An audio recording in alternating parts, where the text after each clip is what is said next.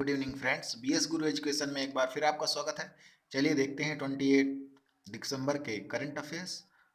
पहली न्यूज़ है फ्रेंड्स हमारी 2019 और 20 के लिए नीति आयोग ने राज्य स्वास्थ्य सूचांक का चौथा संस्करण जारी किया है।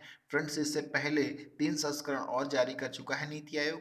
तो इस स्वास्थ्य स्वस्थ राज्य प्रगतिशील भारत, यानी इसकी थीम है स्वस्थ राज्य प्रगतिशील भारत। शीर्षक वाली रिपोर्ट राज्यों और केंद्र शासित प्रदेशों को स्वास्थ्य परिणामों में साल दर साल वृद्धिशील वृद्धिशील प्रदर्शन के साथ साथ उनकी समग्र स्थिति के आधार पर रैंक प्रदान करती है। यानी फ्रेंड्स, जो नीति आयोग है वो भारत का एक थिंक टैंक है और इसने जो है राज्य स्वास्थ्य सूचांक का चौथा संस्करण जारी किया है और इसका जो थीम है स्वास्थ्य स्वस्थ राज्य प्रगतिशील भारत नाम की इसकी थीम है। इससे पहले ग्लोबल हेल्थ सिक्योरिटी यानी GHS इंडेक्स यानी ग्लोबल हेल्थ सिक्योरिटी इंडेक्स को न्यूक्लियर थ्रेट इनिशिएटिव यानी NTI, न्यूक्लियर थ्रेट इनिशिएटिव यानी NTI और जॉन्स हॉपकिंस सेंटर की साझेदारी में विकसित किया गया था। और भारत का इसमें जो स्कोर था वो 42 यानी 42.8 100 में से है और वर्ष 2019 की तुलना में इसमें 0.8 अंकों की गिरावट आई है। यानी हमारे यहाँ जो स्वास्थ्य सूचांक है राज्यों का, यानी राज्य का जो देश का स्वास्थ्य सूचांक है उसमें 0.08% की गिरावट आई है। अतः कहीं ना कहीं इस बात को देखा जा सकता है कि हमारा जो हेल्थ केयर सेक्टर है उसमें कुछ ना कुछ कमियां हैं, उसमें कुछ ना कुछ प्रॉब्लम्स हैं। इसलिए जो हमारी रैंक है वो 2019 की तुलना में इसमें 0.8% की गिरावट देखी गई है। और राज्य स्वास्थ्य सूचांक जो है राज्यों और केंद्र शासित प्रदेशों के प्रदर्शन का आकलन करने के लिए वार्षिक उपकरण है, यानी ये एक वर्ष में आता है और जिसे वर्ष 2017 में समाकलित और प्रकाशित किया, यानी 17 से इसकी शुरुआत शुरू हुई और 2017 से इसमें स्वास्थ्य परिणामों, शासन और सूचना, प्रमुख इनपुट प्रक्रियाओं के डोमेन के तहत समूहीकृत 24 संकेतकों पर आधारित एक भारित समग्र सूचांक है ये। और यदि बात करें स्वास्थ्य परिमाण की तो इसमें नवजात मृत्यु दर, अंडर 5 मृत्यु दर, जन्म के समय लिंगानुपात जैसे पैरामीटर को शामिल किया जाता है। तो फ्रेंड्स, नीति आयोग की ये राज्य स्वास्थ्य सूचांक का जो चौथा संस्करण है ये काफ़ी इम्पोर्टेंट है हमारे एग्जाम की दृष्टि से। तो चलते हैं अगली न्यूज़ की तरफ।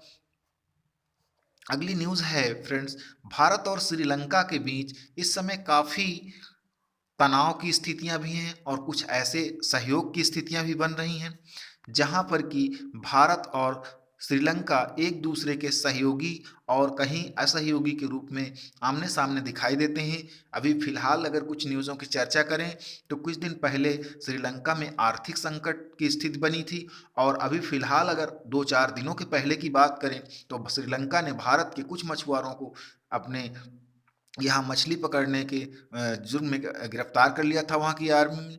तो इस प्रकार से ये घटनाक्रम चल रहा है। तो फ्रेंड्स, देखते हैं इसमें किस तरह की घटनाएं शामिल हैं और भारत और श्रीलंका को किस प्रकार की अभी हाल की घटनाओं को देखना पड़ा।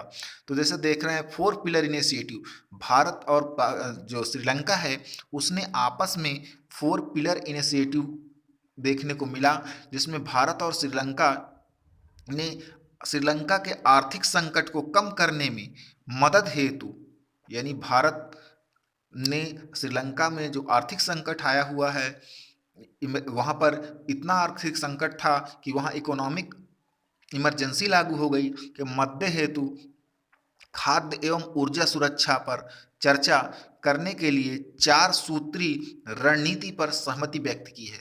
इसमें 4 पिलर इनिशिएटिव में line of credit, currency swap agreement, modernisation project जैसे द इंडियन हाउसिंग प्रोजेक्ट और भारतीय निवेश शामिल हैं। संयुक्त अभ्यास अभी फिलहाल हुए हैं, भारत और श्रीलंका संयुक्त सैन्य अभ्यास हैं जैसे कि मित्र शक्ति तथा नौसेना अभ्यास है सिलिनेक्स का आयोजन किया। समूहों के बीच भागीदारी की बात करें, भारत श्रीलंका भी बिम्स्टेक यानी बहुक्षेत्रीय तकनीकी और आर्थिक सहयोग के लिए बंगाल की खाड़ी पहल और सार्क जैसे समूहों के सदस्य हैं, जिसमें भारत प्रमुख भूमिका निभाता है।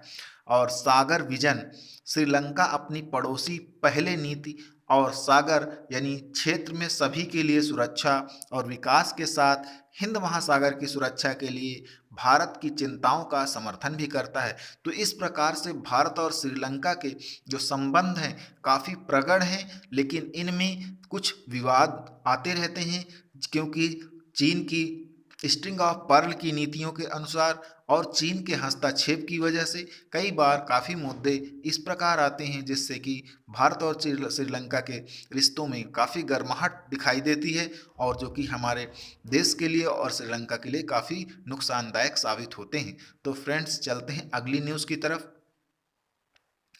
एक आईएनएस केसरी नाम का जो हमारा बेड़ा है, वो मोजाम्बिक की सरकार के प्रयासों का समर्थन करने हेतु चल रहे सूखे और महामारी की समवर्ती चुनौतियों से निपटने के लिए 500 टन खाद्यान्न सहायता देने हेतु मपूटो मापुटो यानी मोजाम्बिक के बंदरगाह पर पहुंच चुका है।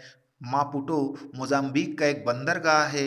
मापुटो मोजाम्बिक का एक बंदरगाह है, जहां पर आप हमारा आईएनएस केसरी पहुंचा है। भारत ने मोजाम्बिक को 2 तेज इंटरसेप्टर क्राफ्ट और आत्मरक्षा सैनिक उपकरण भी दिए हैं। क्षेत्र में सभी के लिए सुरक्षा और विकास यानी सागर के प्रधानमंत्री के दृष्टिकोण के अनुरूप यह 8वीं ऐसी तैनाती है तथा विदेश मंत्रालय एवं भारत सरकार की अन्य एजेंसियों के साथ निकट समन्वय में आयोजित की जा रही हैं। बात करते हैं मिशन सागर की, तो मई 2020 में शुरू किया गया मिशन सागर हिंद महासागर के तटीय राज्यों में देश को कोविड-19 संबंधित सहायता प्रदान करने हेतु भारत की पहल थी। इसके तहत Maldives, Mauritius, Madagascar, Comoros, Seychelles जैसे देश शामिल हैं। तो इस प्रकार मिशन सागर के तहत भारतीय नौसेना हिंद महासागर क्षेत्र यानी आईओआर इंडियन ओशन रीजन और उसके तटीय तटवर्ती देशों में चिकित्सा और मानवीय सहायता भेजने के लिए अपने जहाज़ों को तैनात करती रही है। तो इस प्रकार आईएनएस केसरी मोजाम्बिक के मापुटो यानी मोजाम्बिक के बंदरगाह पर पहुंचा है, और ये एक तरह का भारत के द्वारा इसमें 2 इंटरसेप्ट क्राफ्ट और आत्मरक्षा सैन्य उपकरण दिए गए हैं, और क्षेत्र में सभी के लिए सुरक्षा विकास ये सागर के तहत जो है ये कार्य किया गया है। और मिशन सागर को 2020 में शुरू किया गया था, जब हिंद महासागर के तटीय राज्यों को में देशों को उन कोविड-19 संबंधी सहायता प्रदान करने हेतु भारत की पहल थी। तो इस प्रकार ये हमारे लिए काफ़ी इम्पोर्टेंट हो जाता है कि आईएनएस केसरी मापुटो मोजाम्बिक पहुंचा, और ये मिशन सागर के तहत है। तो इस प्रकार फ्रेंड्स, इस न्यूज़ का काफ़ी इम्पोर्टेंस हमारे लिए हो जाता है, क्योंकि आने वाले एग्जाम्स में काफ़ी हाइलाइट्स कर रहेंगे। तो चलते हैं, बात करते हैं अगली न्यूज़ की, क्योंकि इसी न्यूज़ से संबंधित है ये न्यूज़। क्योंकि सागर, हमने अभी बात की सागर की, तो सागर पहल का फुल फॉर्म है, यानी अगर सागर को देखें तो security and growth for all in the region. SAGAR को वर्ष 2015 में शुरू किया गया था। यह हिंद महासागर क्षेत्र यानी आईओआर के लिए भारत की रणनीतिक पहल है।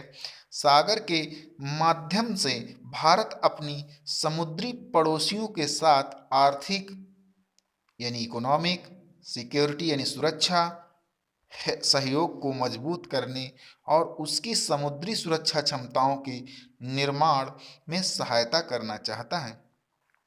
इसके अलावा भारत अपने पड़ोसी अपने राष्ट्रीय हितों की रक्षा करना चाहता है और हिंद महासागर क्षेत्र में समावेशी, सहयोगी और अंतर्राष्ट्रीय कानून का सम्मान करना सुनिश्चित करता है।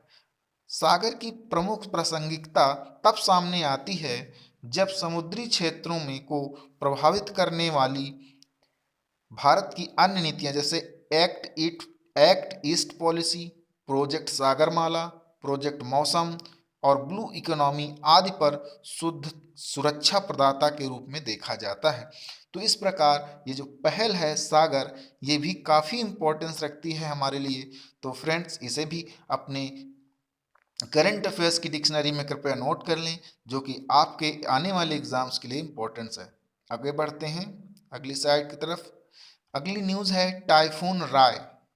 तो फ्रेंड्स, टाइफून राय की यदि बात करें तो दिसंबर के मध्य में, यानी जो माह चल रहा है, फिलीपींस के कुछ हिस्से में टाइफून राय यानी स्थानीय रूप से ओडेट नाम दिया गया है इसे, कारण आधिकारिक तौर पर मौतों की संख्या 388 हो गई है। राय इस वर्ष 2021 आपदा प्रवण द्वीप समूह से टकराने वाला सबसे शक्तिशाली तूफान है। टाइफून एक तरह का चक्रवात होता है। इसकी उत्पत्ति स्थान के आधार पर इसे तूफान, आंधी, चक्रवात कह सकते हैं। अगर बात करें टाइफून की तो चीन सागर और प्रशांत महासागर में ज़्यादा तौर से आते हैं। अगर हरिकेन की बात करें तो कैरेबियन सागर और अटलांटिक महासागर में पश्चिमी भारतीय द्वीपों में ये हरिकेन कहलाते हैं। अगर बात करें टॉर्नेडो की तो पश्चिमी अफ्रीका, दक्षिण संयुक्त राज्य अमेरिका की गिनी भूमि में भी ये टोर्नेडो आते हैं। और विलीज उत्तर पश्चिम ऑस्ट्रेलिया में। और यदि बात करें उष्णकटिबंधीय चक्रवात की तो वो हिंद महासागर यानी भारतीय क्षेत्र में आते हैं। तो इस प्रकार से टाइफून राय से संबंधित ये न्यूज़ थी। ये भी कई बार एग्जामों में पूछे जाते हैं फ्रेंड्स इस तरह के सवाल। तो बढ़ते हैं आगे। अगली न्यूज़ है बेल्जियम से संबंधित है। बेल्जियम वर्ष 2025 तक सभी परमाणु संयंत्रों को बंद कर देगा। फ्रेंड्स, बात यहाँ पर है निशस्त्रीकरण की, क्योंकि सभी देश परमाणु ऊर्जा में सक्षम होते हुए जा रहे हैं। यदि बात करें कि यदि किसी व्यक्ति से बात की जाए कि ये जो परमाणु या कोई भी इस प्रकार के अस्त्र शस्त्र बनाए जा रहे हैं, इनका कहीं ना कहीं उपयोग किसी भी क्षेत्र में मानव को हानि पहुंचाने के लिए ही होगा। तो इस प्रकार बेल्जियम सरकार ने हाल ही में आगामी 3 वर्षों यानी 2025 तक में देश के सभी परमाणु ऊर्जा संयंत्रों को बंद करने की घोषणा की है। ऊर्जा संयंत्रों को बंद करने की यह प्रक्रिया वर्ष 2022 में शुरू की जाएगी। बेल्जियम के परमाणु बेड़े में 7 दबाव युक्त जल रिएक्टर शामिल हैं। बेल्जियम में वर्ष 2003 में एक कानून पारित किया गया, जिसके माध्यम से बेल्जियम के सभी रिएक्टरों की परिचालन अवधि को 40 वर्षों तक सीमित कर दिया गया और नए रिएक्टर निर्माण को भी प्रतिबंधित कर दिया गया। ज्ञात हो कि जर्मनी ने भी वर्ष 2022 के अंत तक अपने सभी परमाणु ऊर्जा संयंत्रों को बंद करने की घोषणा की है। यह निर्णय जापान की फुकुशिमा परमाणु आपदा के बाद लिया गया है। तो फ्रेंड्स, ये आपके लिए फुकुशिमा परमाणु आपदा काफ़ी इम्पोर्टेंट हो जाती है, जो कि जापान से संबंधित है। और इसे सबक लेकर के जर्मनी और ये बेल्जियम जैसे देश अपने यहाँ जो परमाणु ऊर्जा या परमाणु ऊर्जा संयंत्र हैं उनको बंद करने की कोशिश कर रही है। तो इस प्रकार फ्रेंड्स, बढ़ते हैं अगली न्यूज़ की तरफ। अगली न्यूज़ है सुशासन दिवस से संबंधित। ये पूर्व प्रधानमंत्री अटल बिहारी वाजपेयी की जयंती के अवसर पर 25 दिसंबर को सुशासन दिवस का आयोजन किया जाता है। इस दिवस के आयोजन का उद्देश्य भारत के नागरिकों के मध्य सरकार की जवाबदेही के प्रति जागरूकता पैदा करना है। यानी फ्रेंड्स, सुशासन दिवस जो है वो एक तरीके से सरकार की जवाबदेही के प्रति जागरूकता पैदा करना इसका उद्देश्य है, जो कि भारत के नागरिकों के मध्य सरकार किस तरह से जवाबदेह है इस बात को परिपक्व करती है। तो भारत के पूर्व प्रधानमंत्री अटल बिहारी वाजपेयी का जन्म 25 दिसंबर 1924 यानी 25 दिसंबर 1924 को मध्य प्रदेश के ग्वालियर में हुआ था। यानी जो अटल बिहारी वाजपेयी जी थे वो मध्य प्रदेश के ग्वालियर जिले के थे। अटल बिहारी वाजपेयी अपने छात्र जीवन के दौरान सर्वप्रथम राष्ट्रवादी राजनीति में तब सामने आए जब उन्होंने वर्ष 1942 में भारत छोड़ो आंदोलन में हिस्सा लिया, यानी अटल बिहारी वाजपेयी स्टूडेंट लाइफ में ही 1942 में भारत छोड़ो आंदोलन में उन्होंने भाग लिया था। कॉलेज के दिन में ही उनकी रुचि विदेशी मामले में काफ़ी अधिक रही। यही कारण है कि उन्हें बाद में विभिन्न बहुपक्षीय द्विपक्षीय मंचों पर भारत का प्रतिनिधित्व कर अपने कौशल का परिचय दिया। वाजपेयी जी को प्रधानमंत्री के तौर पर कुल 3 कार्यकाल मिले। वर्ष 1996 में उनका पहला कार्यकाल केवल 13 दिन का तक चला, जिसके बाद 1998 से फिर 1999 तक वह 13 महीने के लिए प्रधानमंत्री पद पर रहे और अंत में 1999 से 2004 तक उन्हें सफलतापूर्वक अपना 5 वर्षीय कार्यकाल पूरा किया। 16 अगस्त 2018 को 93 वर्ष की उम्र में उनकी मृत्यु हो गई। तो इस प्रकार से फ्रेंड्स, ये न्यूज़ हमारे लिए सुशासन दिवस के रूप में, यानी अटल बिहारी वाजपेयी जी का जन्म दिवस सुशासन दिवस के रूप में मनाया जाता है, क्योंकि उनका जो शासन था काफ़ी अच्छा और काफ़ी व्यवस्थित शासन था। इसलिए उनके इस दिन को, यानी जन्मदिन को सुशासन दिवस के रूप में मनाया जाता है। तो बढ़ते हैं आगे की तरफ, अगली न्यूज़ लेते हैं। बात करते हैं अंतर्राष्ट्रीय महामारी तत्परता दिवस की। तो 27 दिसंबर को विश्व भर में अंतर्राष्ट्रीय महामारी तत्परता दिवस का आयोजन किया गया है। यानी जो 27 दिसंबर है, पूरे विश्व में अंतर्राष्ट्रीय महामारी तत्परता दिवस, यानी अंतर्राष्ट्रीय, यदि कोई भी पूरे विश्व में महामारी के तौर पर कोई भी बीमारी ये पूरे विश्व में फैलती है, तो उसका आयोजन के लिए, यानी अंतर्राष्ट्रीय महामारी तत्परता दिवस का आयोजन किया गया। इस दिवस का आयोजन पहली बार वर्ष 2020 में किया गया था, जब संयुक्त राष्ट्र महासभा ने महामारी के विरुद्ध तैयारियों, इसकी रोकथाम और साझेदारी के महत्व की वकालत करने के लिए आवश्यकता पर जोर दिया था।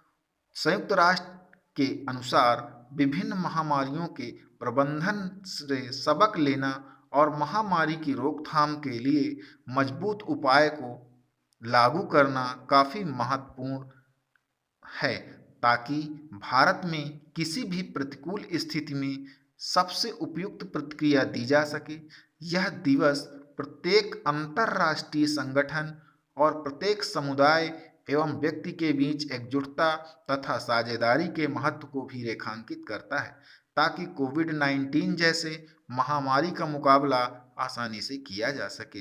विश्व स्वास्थ्य संगठन यानी WHO जो कि संयुक्त राष्ट्र संघ का एक अंग है, के मुताबिक मौजूदा समय में यह आवश्यक है कि ऐसी